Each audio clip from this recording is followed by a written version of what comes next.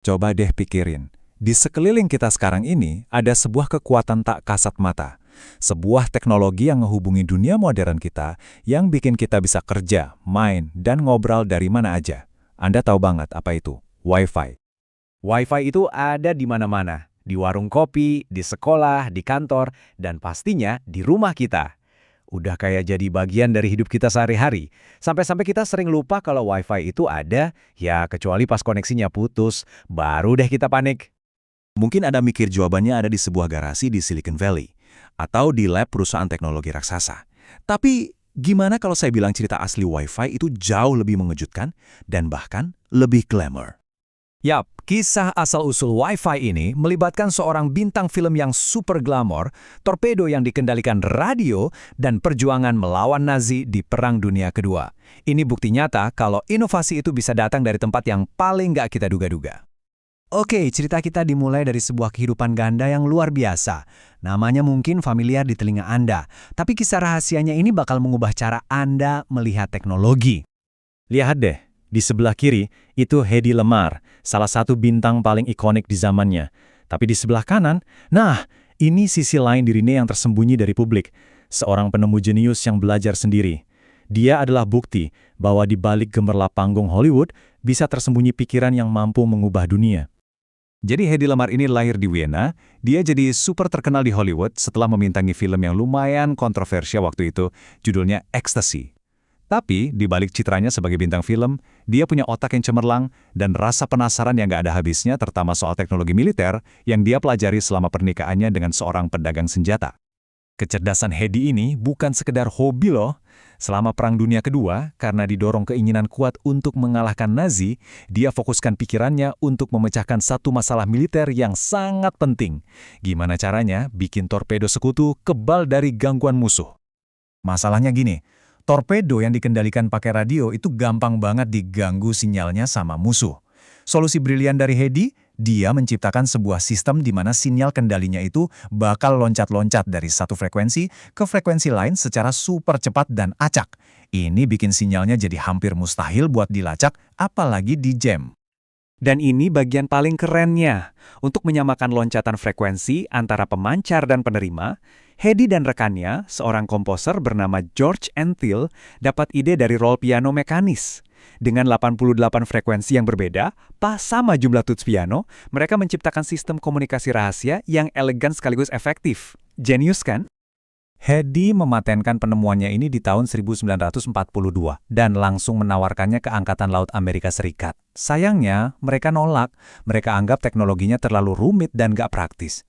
Sebuah kesempatan besar yang terlewatkan yang menurut beberapa orang bisa aja bikin perangnya selesai setahun lebih cepat. Walaupun penemuan Lamarr akhirnya cuma disimpan di laci, idenya nggak mati. Konsep komunikasi yang aman dan terdesentralisasi ini justru jadi prioritas utama militer, apalagi pas ketegangan Perang Dingin mulai memuncak.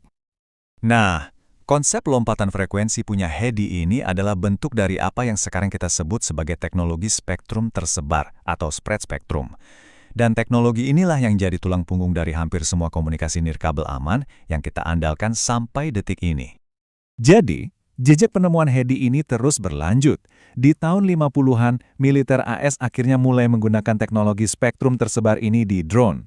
Puncaknya terjadi di tahun 1969, waktu Departemen Pertahanan menciptakan ARPANET, sebuah jaringan terdesentralisasi yang dirancang supaya tahan dari serangan nuklir.